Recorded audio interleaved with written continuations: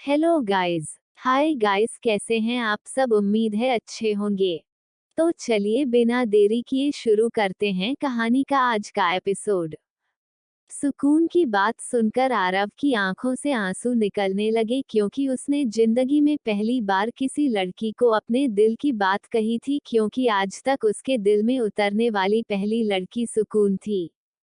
अरमान जब जिंदा था तब आरव ने ये सोचकर कि सुकून अरमान के साथ खुश है खुद को समझा लिया था, पर अब जब अरमान उसके हिसाब से जिंदा ही नहीं है तब भी सुकून अरमान को भूलकर उसके साथ अपनी जिंदगी की नई शुरुआत करने के लिए तैयार नहीं है, जिस वजह से आरव के दिल में दर्द हो रहा था।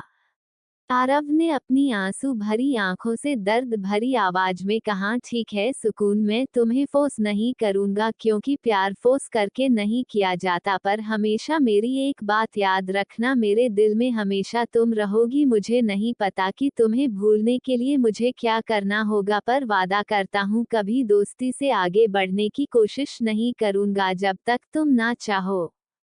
सुकून ने आरव की तरफ देखा। आरव की आंखों में उसके लिए ढेर सारा प्यार नजर आ रहा था, जिसे सुकून भी साफ साफ देख सकती थी। उसने भी लगभग दर्द भरी आवाज में कहा, आरव मुझे पता है तुम बहुत अच्छे लड़के हो, पर तुम भी सोचो कि हम जिससे प्यार करते हैं उसके अलावा किसी और के बारे में सोचने के बारे में हम सोच भी कैसे सकते हैं।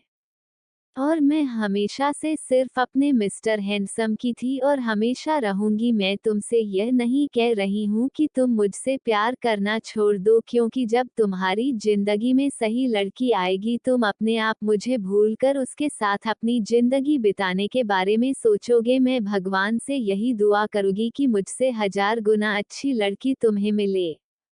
आरव ने दर्द भरी आवाज में कहा, ऐसा कभी नहीं होगा क्योंकि तुम वो पहली लड़की हो जो मेरे दिल में आई हो। अब शायद कभी कोई इस दिल पर कब्जा नहीं कर पाएगा। आरव की बात सुनकर सुकून है उसकी तरफ देखकर कहा, प्लीज ऐसा मत कहो, मैं चाहती हूँ कि तुम जिंदगी में आगे बढ़ो और खुश रहो।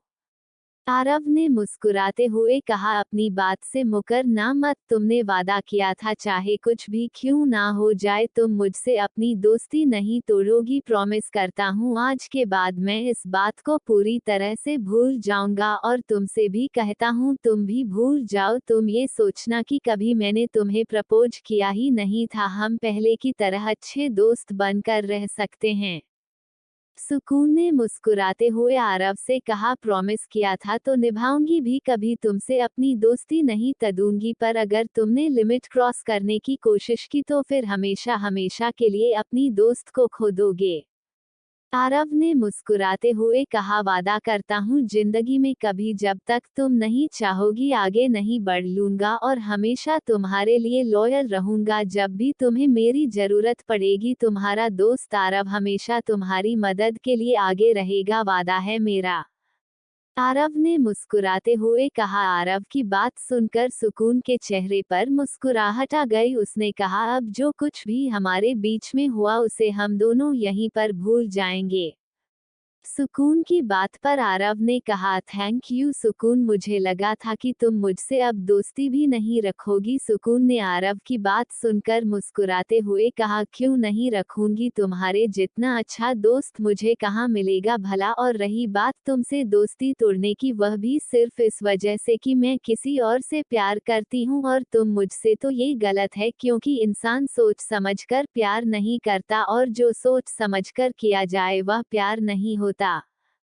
प्यार कभी भी किसी से भी हो सकता है, पर मुझे खुशी है कि तुमने मेरे डिसीजन की रिस्पेक्ट की, और मैं सच कह रही हूँ आरव, अगर तुम मेरा इंतजार करना चाहते हो तो मत करो, क्योंकि मैं आपन मिस्टर हैंडसम की हमेशा से थी, हमेशा से हूँ और हमेशा उनकी ही रहूंगी। उनके अलावा मैं किसी और के बारे में कभी नहीं सोच सकती। सुकून की बात सुनकर आरव ने मुस्कुराते हुए कहा, मैं ये तो नहीं कहूंगा कि मैं जिंदगी भर के लिए तुम्हारा हूँ, पर जब तक दिल इजाजत नहीं देगा किसी और को अपने दिल में लाने की तब तक एक तरफा ही सही सच्ची मोहब्बत करूंगा। सच्चा आशिक हूँ, कभी धोखा नहीं दूंगा।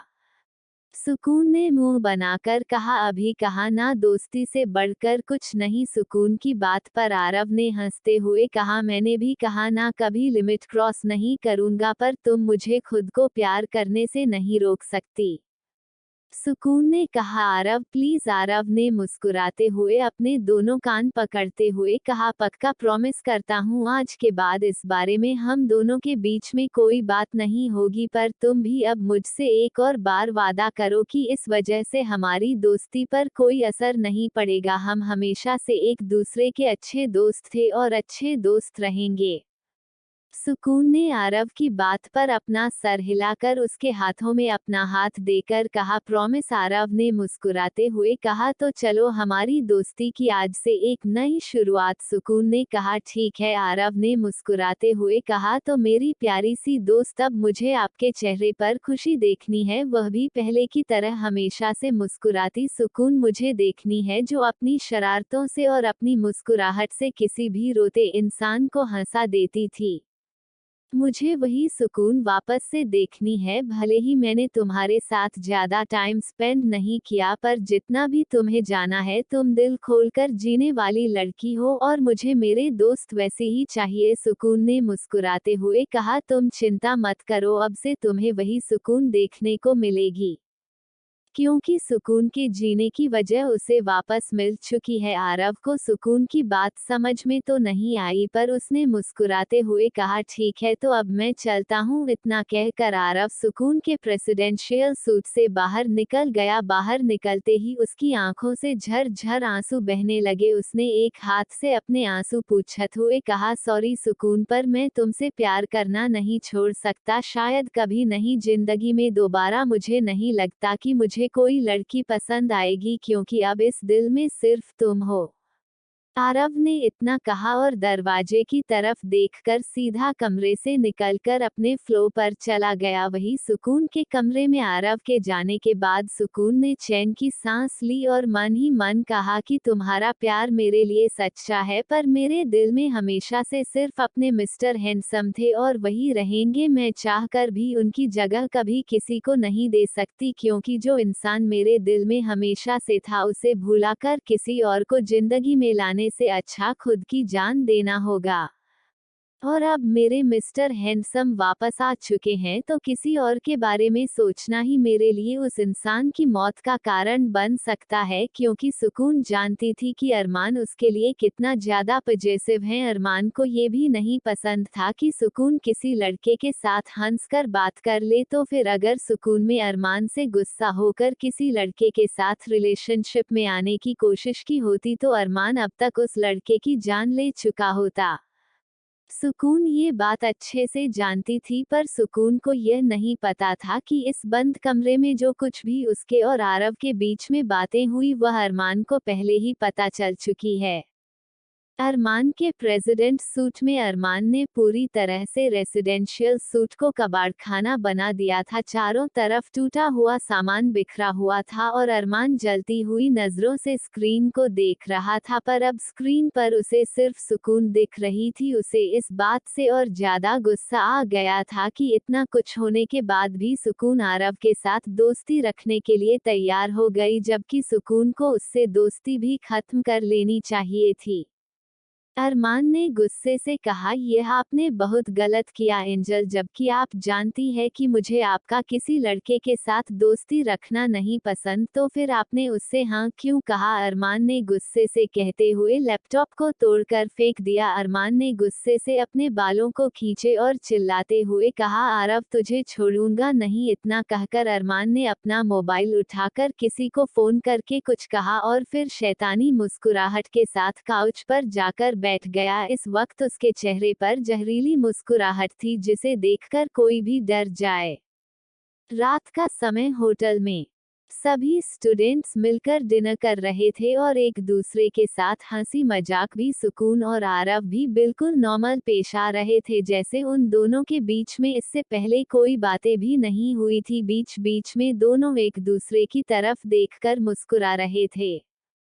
वही दोनों के चेहरे की यह मुस्कुराहट देखकर दिव्या और आरजू कुछ अलग ही सोच रहे थे और उन दोनों की दिमाग की उपज में सुकून और आरव का तो रिश्ता भी बन गया था, पर उन्हें इस बात का कोई एहसास नहीं था कि जो कुछ भी वह दोनों सोच रही है हुआ बिल्कुल उसके उल्टा ही है। पर खैर अब ये बात उन दोनों को कौन बताए। सबका डिनर हो जाने के बाद मानव मल्होत्रा ने सभी बच्चों की तरफ देखकर कहा, तो आज आप सभी अच्छे से आराम कर लीजिए क्योंकि कल से हम सब लोग फिजिकल एक्टिविटीज के लिए जाने वाले हैं, तो आप में से मुझे किसी के चेहरे पर थकावट नहीं दिखनी चाहिए। सब लोगों ने एक साथ जोर के साथ चिल्लाकर कहा, यस सर।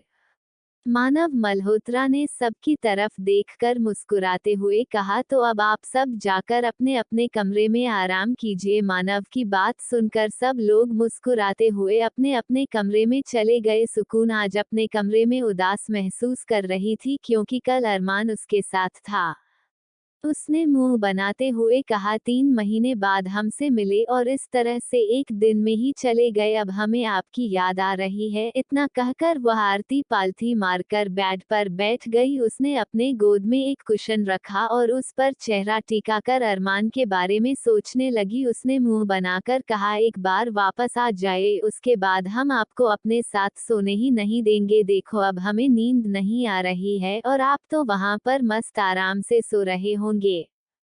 सुकून अरमान के बारे में सोचते सोचते बैठे बैठे ही सो गई। वहीं दूसरी तरफ आरव अपने कमरे में आराम से सो रहा था। काफी देर तक वह जाग रहा था सुकून की याद में, पर बाद में नींद आने के बाद वह चैन से सो गया था। तभी अचानक से उसके कमरे का दरवाजा खुला, पर वह गहरी नींद में था जिस वजह से उसका ध्यान नहीं किया। एक लंबी परछाई दरवाजे से अंदर आई और आरव के बगल में आकर खड़ी हो गई। उस परछाई की आंखें खून की तरह लाल थी, जैसे वह अभी के अभी आरव का गला दबाकर उसे मार दे।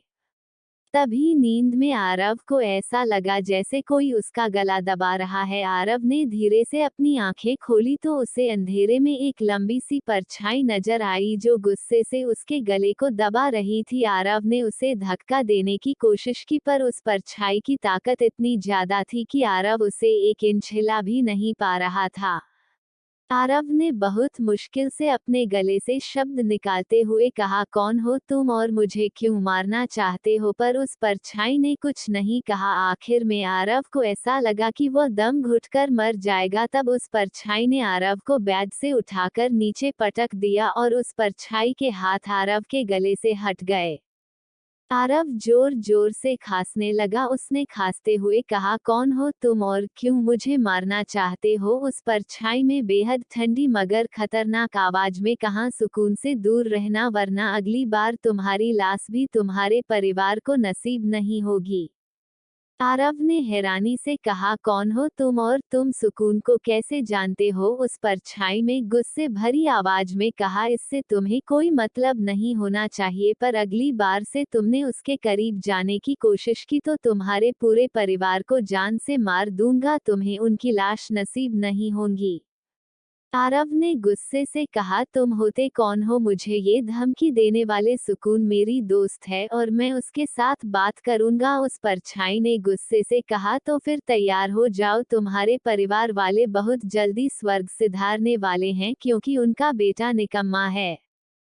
आरव ने गुस्से से कहा, देखो तुम जो कोई भी हो, तुम इस तरह से मुझे बिना वजह परेशान नहीं कर सकते। उस परछाई ने गुस्से भरी आवाज में कहा, जबान बंद करो क्योंकि मुझे कुत्तों का भौंकना पसंद नहीं है। और रही बात सुकून के करीब जाने की, तो अगर तुमने कोशिश भी की तो तुम्हारी तो जान जाएगी ही जाएगी। तुम्हारे हर एक करीबी इंसान को हद से ज्यादा बुरी मौत मिलेगी, इसलिए अब तुम्हें क्या करना यह है ये तुम ही सोचो। इतना कहकर उस परछाई ने एक बार फिर से आरव के गले को कस के दबाया और कमरे से बाहर निकल गया। जब तक आरव खुद को संभाल पाता वह परछाई कमरे से बाहर निकल चुकी थी और अंधेरे में उस परछाई का चेहरा भी नहीं देख पाया था। आरव ने जल्दी से लाइट ऑन की। कमरे में सब कुछ नॉर्मल लग रहा था, जिसे देखकर आरव ने मन ही मन कहा, क्या मैं सपना देख रहा था? फिर आरव ने एक नज़र में खुद के गर्दन को देखा, उसकी गर्दन पर लाल निशान पड़ गए थे, जिसे देखकर आरव ने कहा, तो मतलब सच में कोई कमरे में आया था, पर कौन हो सकता है जो मुझे सुकून से दूर रहने की धमकी दे रहा हूँ। आरव को कुछ समझ नहीं आ रहा था, पर वह रात भर टेंशन में सो नहीं पाया, लगातार कमरे में चक्कर काटता रहा। इसी तरह से सुबह हो गई। वही अरमान के कमरे में इस वक्त अरमान शराब की बोतल लेकर बैठा हुआ था। उसकी आंखें कमरे में चक्कर काट रहे आरव पर थी। उसने आरव की तरफ देखकर नफरत भरी आवाज में कहा, तुम्हें जिंदा छोड़ने के पीछे सिर्फ एक कारण है, क्योंकि तुमने उस वक्त मेरी एंजल का साथ दिया जब वो पूरी तरह से टूट गई थी। पर तुम्हारे पास सिर्फ एक मौका था जो अब खत्म हो चुका है। अगली बार अगर तुमने मेरी एंजल के पास जाने की कोशिश भी की तो मैं तुम्हारा नामोनिशान दुनिया से मिटा दूंगा। अरमान राठौड़ की मोहब्बत पर अरमान राठौड़ किसी की नज़र भी बर्दाश्त नहीं करता। फिर तो तुमने उसे पाने के ख्वाब देखे हैं जो कि तुम्हारे मरने के साथ साथ खत्म हो जाएंगे। इतना कहकर अरमान शैतानों की तरह हंसने लगा। उसके बगल में सुकून की एक प्यारी सी तस्वीर थी। उस तस्वीर में सुकून अरमान के गाल पर किस कर रही थी और अरमान के होठों पर हल्की मुस्कुराहट थी। अरमान ने सुकून के चेहरे पर हाथ फेरते हुए जुनूनियत भरी आवाज में कहा, तुम्हारे करीब आने का हक सिर्फ मेरा है और मेरा हक मैं किसी को नहीं दे सकता, किसी को भी नहीं। और अगर किसी ने कोशिश की तो उस इंसान की मौत दर्दनाक होगी, इतनी दर्दनाक कि वो इंसान दुनिया में दोबारा पैदा होने से भी डरेगा। तुम सिर्फ मेरी हो एंजल, अरमान की एंजल, अरमान राठौर की जिंदगी का सुकून हो तुम, जिसे कोई कभी दूर नहीं कर सकता।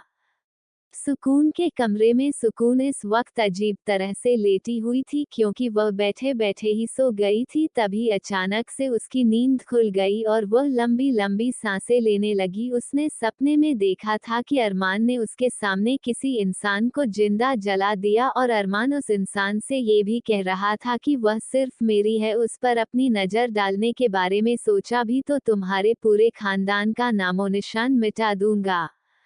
इसी के साथ सुकून को सपने में उस इंसान की दर्द भरी चीखें सुनाई दे रही थी जो कि अरमान के जलाने के कारण हो रही थी। सुकून ने गहरी सांस ली और घड़ी में टाइम देखा। इस वक्त सुबह के 4 बजे बज रहे थे। ये देखकर सुकून का दिल घबराने लगा। सुकून ने मन ही मन कहा, क्या हमारे मिस्टर हैंडसम ने किसी के साथ ऐसा किया है? सुकून ने फिर कहा, हमें नहीं पता, पर हमारे मिस्टर हैंडसम कुछ गलत नहीं कर सकते, हमें उन पर पूरा विश्वास है। इतना कहकर सुकून ने फिर से सोने की कोशिश की, पर अब उसे नींद नहीं आ रही थी।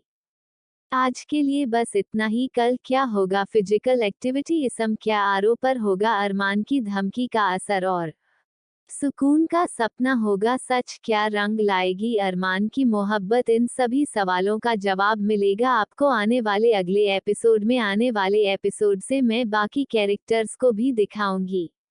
सुबह के 10 बजे सभी लोग होटल के बाहर खड़े थे, क्योंकि सब लोगों का ब्रेकफास्ट हो गया था। अब वह सब लोग बाहर फिजिकल एक्टिविटीज के लिए घूमने जाने वाले थे। सब लोगों ने टाइट फिटिंग के कपड़े पहने हुए थे, जिससे उन्हें किसी भी तरह के सपोर्ट में आसानी हो। लड़कियों ने घुटनों के ऊपर तक शॉर्ट्स पहने हुए थे और लड़कों ने भी वैसे ही शॉर्ट्स पहने हुए थे।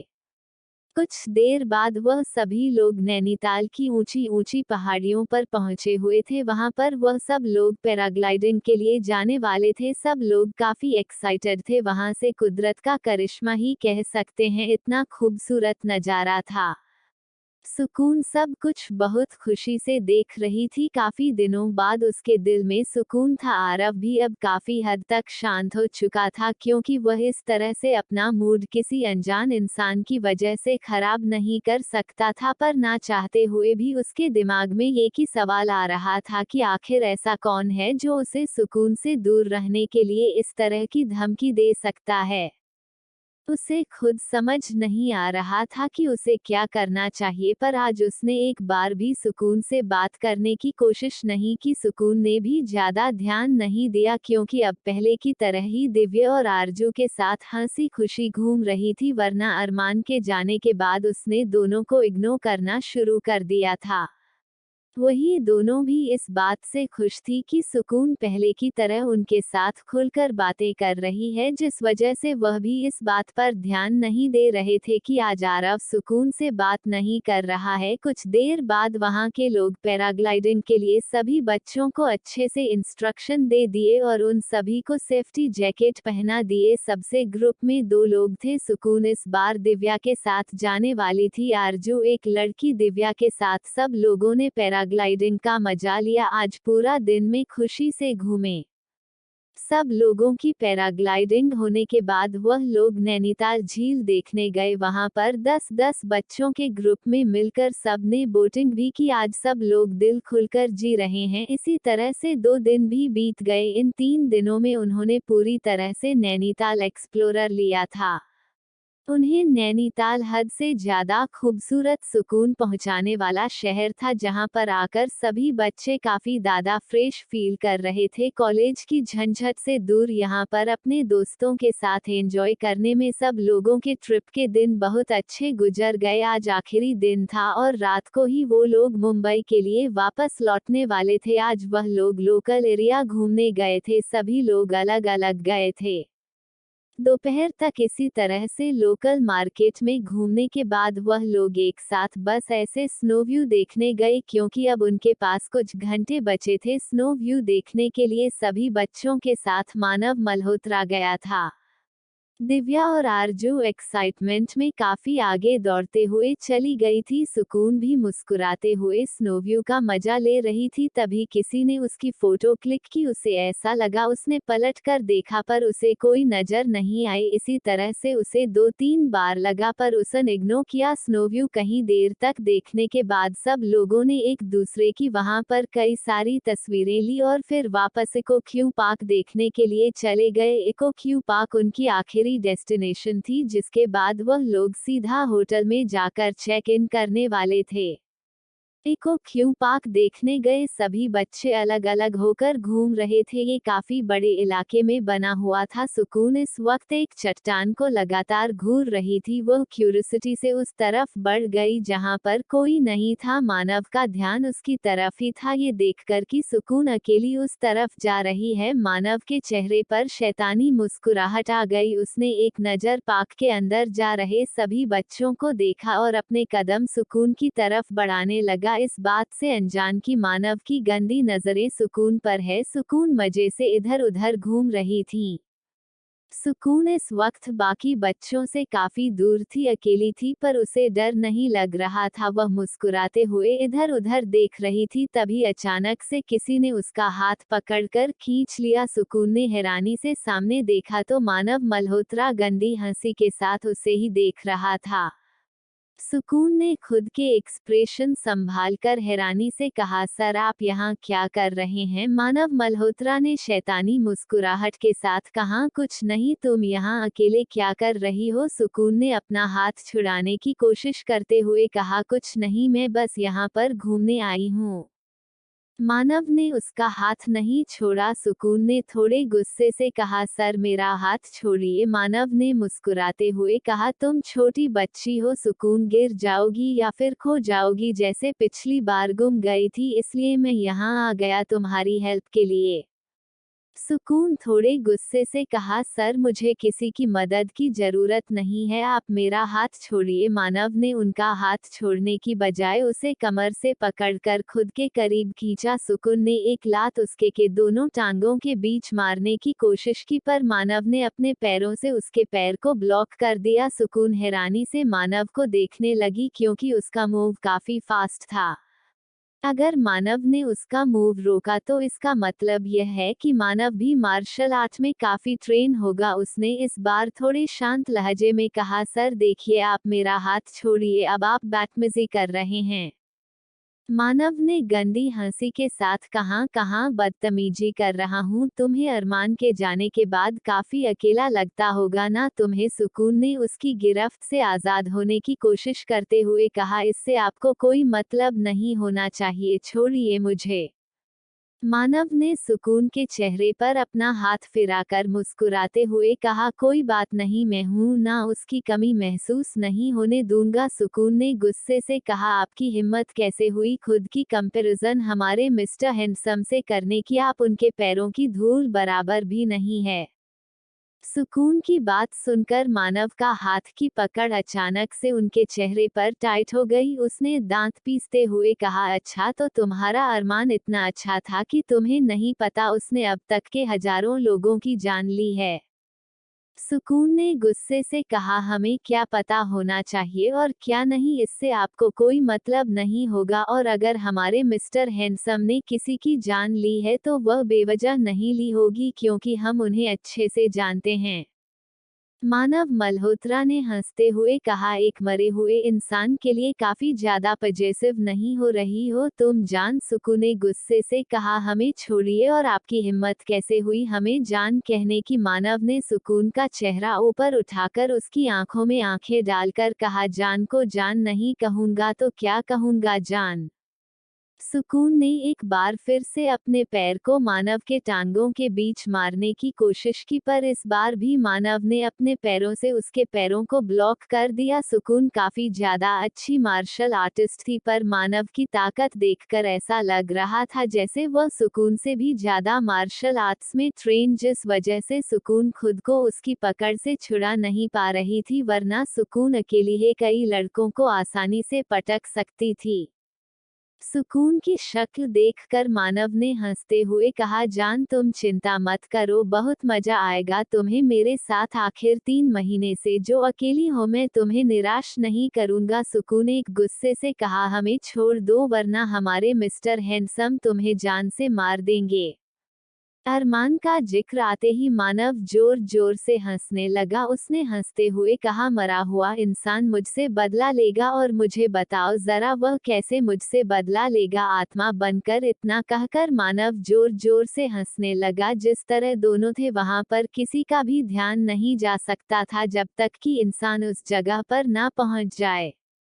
मानव की बात सुनकर सुकून से कहा, तुम्हें लगता है कि अरमान राठौर जिसकी मर्जी के बिना पत्ता नहीं हिलता, उसकी मौत इतनी आसानी से हो सकती है। सुकून के चेहरे पर कॉन्फिडेंस और घमंड नजर आ रहा था। सुकून के कॉन्फिडेंस को देखकर मानव ने हैरानी से कहा, अरमान जिंदा है। मानव के चेहरे पर हैरानी देखकर सुकून ने हंसते हुए कहा, हमारे मिस्टर हैंडसम को मौत भी हमसे अलग नहीं कर सकती। सुकून की बात सुनकर मानव ने शैतानी हंसी के साथ कहा, अगर वह जिंदा है तो वह इससे भी बदतर मौत मरेगा, क्योंकि उसे वह मौत में खुद दूंगा। सुकून ने गुस्से से कहा, तुम्हारी इतनी औकात नहीं कि तुम अरमान राठौर को हाथ भी लगा सको, उन्हें मौत देना तो दूर की बात है। सुकून का कॉन्फिडेंस देखकर मानव ने भी उसी तरह से कॉन्फिडेंस के साथ कहा, वह तो वक्त ही बताएगा, पर पहले तुम्हें अपना तो बना लूं। मानव की बात सुनकर सुकून ने गुस्से से मानव को घूरते हुए कहा, तुम्हारी हिम्मत कैसे हुई हमारे बारे में ये सब सोचने की, हमारे मिस्टर हैंडसम जान ले लेंगे तुम्हारी। मानव ने भी गंदी हंसी के साथ कहा, अगर तुम्हें छूने की सजा जान देना है तो वह मुझे मंजूर है, कम से कम जन्नत नसीब होगी मुझे मरने से पहले। सुकून ने खुद को छुड़ाने की कोशिश की, पर मानव की पकड़ काफी मजबूत थी। सुकून समझ गई थी कि मानव अकेला ही 10 लड़कों या फिर 20 लड़कों पर भारी पड़ सकता है, क्योंकि उसकी मार्शल आर्ट्स के अगर इतनी अच्छी नहीं होती तो अब तक सुकून ने उसे से खुद को छुड़ा लिया होता। वही इको क्यों पार्क में दिव्या और आरजू काफी देर से घूम रहे थे, पर उन्हें सुकून नहीं दिखाई दे रही थी। उन्होंने एक नजर आरव की तरफ देखा जो कहीं खोया हुआ नजर आ रहा था। उसे देखकर ऐसा लग रहा था जैसे मानिक और अर्जुन जबरदस्ती उसे अपने साथ घुमा रहे हैं, क्योंकि वह कुछ भी चीजें देख नहीं रहा था, बस अपने ही ख्यालों में गुम चलता जा रहा था। अचानक से एक पत्थर से उसका पैर टकरा गया, वह गिरता इससे पहले ही मानिक ने उसे पकड़ लिया। मानिक ने हैरानी से कहा, क्या हुआ है तुझे आरव? आरव ने कहा कुछ नहीं। अर्जुन ने भी थोड़ी परेशानी भरी आवाज में कहा सच सच बता, तू सुबह से परेशान लग रहा है, क्या कुछ बात है, हमें बता। आरव ने कहा कुछ नहीं। तभी दिव्या और आरजू भी उनकी तरफ अपने कदम बढ़ाने लगी। दिव्या ने परेशानी से कहा क्या हुआ तुम्हें। आरव ने दिव्या को देखकर कहा कुछ नहीं। आरजू ने परेशानी भरी आवाज में कहा कुछ तो हुआ है वैसे। तुमने सुकून को देखा। सुकून का नाम सुनते ही तीनों ने हैरानी के साथ कहा क्यों सुकून नहीं है। आरजू और दिव्या ने परेशान इसलिए तो पूछ रहे हैं। आरव, मानिक और अर्जुन ने भी एक साथ कहा ऐसे कैसे नहीं दिख रही यहाँ पर, अगर सभी है तो सुकून भी होगी। आरजू ने कहा हमने ढूंढ लिया, हमें लगा कि आरव या फिर तुम दोनों में से किसी के साथ होंगी। पांचों ने एक दूसरे की तरफ देखा और फिर चारों तरफ सुकून को ढूंढने लगे। आखिर में पांचों वापस एक जगह पर इकट्ठा हो गए और परेशानी के साथ एक दूसरे को देखने लगे। पांचों में से किसी को सुकून का कोई नामो निशान नहीं मिला था। अब आरव को डर लगने लगा। उसे ऐसा लग रहा था कि जिस इंसान ने उसे रात को धमकी दी थी वही इंसान शायद सुकून को ले गया होगा। ये सोचते ही उसके हाथ पैर ठंडे करने लगे, उसके माथे पर पसीना आने लगा। उसका ये रिएक्शन देखकर दिव्या, आरजू, मानिक पर अर्जुन ने चिंता करते हुए कहा क्या हुआ तुम्हें। आरव ने थोड़ा घबराते हुए उन्हें कल रात की सारी बात बता दी। उसकी सारी बात सुनने के बाद सब लोगों की आंखें हैरानी से बड़ी बड़ी हो गई। आरजू ने हैरानी से कहा पर ऐसा कौन हो सकता है जो सुकून के लिए तुम्हें धमकी देगा, और तुम्हें सच में लगता है कि सुकून के गायब होने में उसका हाथ है। आरव ने थोड़ा परेशानी भरी आवाज में कहा उस चीज का तो मुझे खुद भी पता नहीं है, पर पता नहीं मेरा दिल कह रहा है सुकून किसी परेशानी में है। अब दिव्या और आरजू को खुद पर ही गुस्सा आ रहा था कि वो सुकून को अकेला कैसे छोड़ सकती है। भले ही अब सुकून पहले की तरह नॉर्मल होने लगी थी, फिर भी उन्हें इस तरह से सुकून को अकेला नहीं छोड़ना चाहिए था। घबराहट के मारे दोनों की आंखों से आंसू बह रहे थे। अर्जुन, मानिक ने दोनों को शांत कराते हुए कहा तुम दोनों प्लीज इस तरह से रोना नहीं, हम सब मिलकर ढूंढते हैं, वो यहीं कहीं भी हो सकती है जैसे पिछली बार वो गुम गई थी। दोनों की बात सुनकर सब लोगों ने अपना सर हिलाया और चारों तरफ सुकून को ढूंढने लगे। काफी देर तक सुकून को ढूंढने के बाद भी उन्हें सुकून नहीं दिखाई दे रही थी। अब वह लोग काफी परेशान हो गए थे। वहीं पार्क के एक कोने में जिस तरफ सुकून और मानव थे, सुकून अभी भी खुद को छुड़ाने के लिए स्ट्रगल कर रही थी। उसके गोरे गोरे हाथों पर मानव के पकड़ने के कारण लाल निशान बन गए थे और सुकून काफी थक भी गई थी। मानव को उसे ऐसे देखकर बहुत मजा आ रहा था। वह लगातार शैतानों की तरह हंसते हुए सुकून के चेहरे को हाथ लगा रहा था। सुकून ने अपनी पूरी ताकत लगा दी थी, पर वो मानव को खुद से 1 इंच भी दूर नहीं कर पा रही थी। अब उसे अंदाजा हो गया था कि मानव की फाइटिंग स्किल्स अरमान जितने ही स्ट्रांग होंगी, क्योंकि सुकून फाइटिंग में सबको हरा सकती थी सिवाय अरमान के। आज यही चीज उसके साथ मानव के साथ स्ट्रगल करते हुए भी हो रही थी। वह मानव को 1 इंच भी नहीं हिला रही थी, पर उसे यह समझ नहीं आ रहा था कि मानव इतना अच्छा फाइटिंग में कैसे हो सकता है, जबकि वह एक नॉर्मल टीचर है। मानव ने एक नज़र सुकून को देखा। उसने कहा हो गई तुम्हारी सारी कोशिशें, अब मेरी बारी। इतना धीरे धीरे अपना चेहरा सुकून के चेहरे की तरह महसूस होते ही उसे किस करना चाहता है। सुकून ने मानव के चेहरे पर थूकते हुए कहा तुम्हारी हिम्मत कैसे हुई, तुम्हारी इतनी औकात नहीं है। मानव का चेहरा गुस्से से लाल हो गया और एक हाथ से अपना चेहरा साफ करते हुए तुम्हारी इतनी हिम्मत कि तुम मानव राणा के चेहरे पर थूकोगी, इतना कहकर उसने एक कस के एक तमाचा सुकून के गाल पर मार दिया। सुकून का गोरा गोरा गाल पूरी तरह से लाल हो गया और उसका चेहरा एक तरफ झुक गया। एक पल के लिए सुकून का पूरा सर घूम गया, क्योंकि मानव का थप्पड़ काफी ज्यादा जोर से उसे लगा था। अगर मानव ने उसे कमर से नहीं पकड़ा होता तो वह अभी तक जमीन पर गिर गई थी। काफी देर तक सुकून ने कुछ रिएक्ट नहीं किया। ये देखकर मानव ने धीरे से सुकून की तरफ देखा तो उसके चेहरे पर आधी बेहोशी छाई हुई थी। ये देखकर मानव ने जल्दी से घबराकर उसके गाल पर हाथ थपथपाते हुए कहा, जान उठो, तुम्हें कुछ नहीं हो सकता। इस बार अरमान राठौर से उसकी खुशियां मुझे छीननी है। अगर वह जिंदा है तो तुम्हें मेरा बनना होगा। उसने मुझसे सब कुछ छीना है, मेरे दोनों बड़े भाई का साया उसने मेरे सर से छीन लिया। अब मैं उससे उसकी खुशियां छीन लूंगा। तुम्हें कुछ नहीं हो सकता। सुकून उठो। सुकून को धीरे धीरे होश आ रहा था। उसे मानव की कोई बात समझ नहीं आ रही थी। उसने धीरे से कहा, तुम कौन हो? मानव ने उसी तरह से घबरा कर सुकून का चेहरा अपने हाथ में भरकर अजीब सी आवाज में कहा, मैं तुम्हारा दीवाना हूँ। सुकून ने गुस्से से कहा, अपने गंदे हाथ हटाओ हमारे चेहरे से। मानव ने उसी तरह से उसका चेहरा कसके पकड़ते हुए कहा, कभी नहीं, तुम मेरी हो। उसने मुझसे मेरे भाई छीने हैं, मैं उससे तुमको छीन लूंगा। सुकून से कहा, हमने कहा छोड़ो हमें। मानव ने भी उसी तरह से गुस्से से उसे खुद के और करीब खींचते हुए कहा, कभी नहीं, अब तुम हमेशा मेरी बाहों में मेरी बनकर रहोगी। अरमान को तड़पना होगा तुम्हारी याद में, जो बड़े भाई होने के बाद भी अनाथों की तरह तड़पा हूँ, उसी तरह। आज के लिए बस इतना ही। वैसे अब आप मुझे बताओ कि यह मानव होगा किसका भाई? याद होगा तो कमेंट में जरूर लिख देना। और कल का एपिसोड होने वाला है धमाकेदार। क्या मानव हो पाएगा अपने इरादों में कामयाब, या वक्त रहते अरमान बचा लेगा सुकून को? और अगर अरमान नहीं बचाएगा तो कौन बचाएगा?